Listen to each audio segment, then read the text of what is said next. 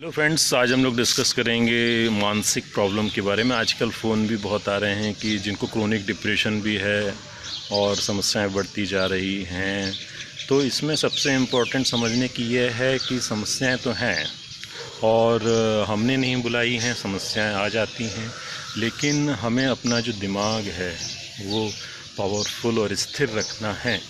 इसके लिए सबसे महत्वपूर्ण जो टिप है वो है कि स्टमक, हमारा डाइजेशन अगर अच्छा रहेगा तो हमारा दिमाग भी अच्छा रहेगा। हाइड्रोक्लोरिक एसिड का टेक्निकली हमारे ब्रेन से भी रिलेशन है और हमारे डाइजेशन से भी, स्टमक से भी।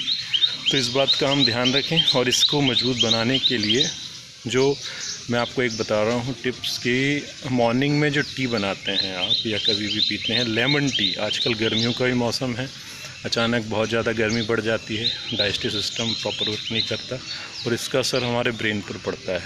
तो डाइजेशन को मजबूत बनाने के लिए जो आप लेमन टी बनाते हैं उसमें जो लेमन उतना ही डालना है कि टेस्ट का जो रहे वो कसैलापन रहे। अगर वह खट्टा हो जाता है तो उससे वो फ़ायदा नहीं होता। खट्टा जो टेस्ट होता है वो लीवर की एनर्जी को बढ़ाता है और मीठा जो होता है स्प्लीन की एनर्जी को बढ़ाता है, पंजेंट लंग्स की एनर्जी को बढ़ाता है, कड़वा जो है हार्ट को प्रभावित करता है और नमकीन टेस्ट जो है किडनी के लिए इम्पॉर्टेंट होता है। तो इसमें हम जो डाइजेस्टिव सिस्टम के लिए चाय इस तरीके से बनाएं लेमन टी कि उसमें कसैलापन हो। तो इसका मतलब ये है कि आप नींबू जो डालें 1 कप चाय में, वो 8 या 10 बूंद होनी चाहिए।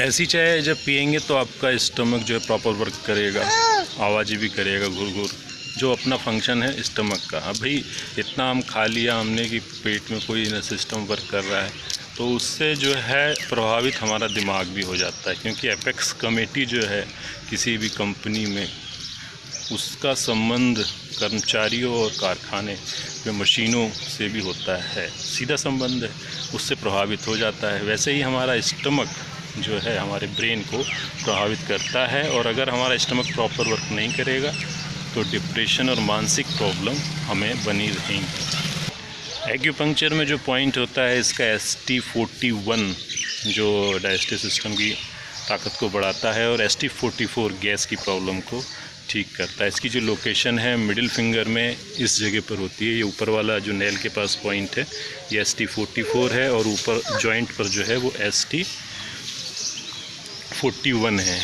तो इसको आप मेथी दाना लगा करके ठीक कर सकते हैं। फिर इसके अलावा अगर मानसिक बीमारी और ज़्यादा है तो फिर उसका और भी कई उपचार हैं। लीवर की स्टेगनेशन हो जाता है, हार्ट ब्लड डिफिशिएंसी हो जाती है जिससे नींद में चौंकना, नींद ना आना, चिंता रहना, अनकंट्रोलिंग थॉट्स होना। तो ये कई प्रकार की समस्याएं हैं। इसमें आप अपने टंग की जो फ़ोटो है वो भेज सकते हैं और ट्रीटमेंट भी समझ सकते हैं, डायग्नोज हो सकता है। ये तो मेरा अपना एक्सपीरियंस था, क्योंकि मेडिटेशन जब मैं रोज़ करता हूँ मॉर्निंग में तो देखता हूँ कि डाइजेशन को अच्छा बना करके जब मेडिटेशन होता है तो उसमें और बेनिफिट होता है। मेडिटेशन जो है डिप्रेशन, मानसिक प्रॉब्लम्स को ठीक करने के लिए भी बहुत अच्छी चीज़ है।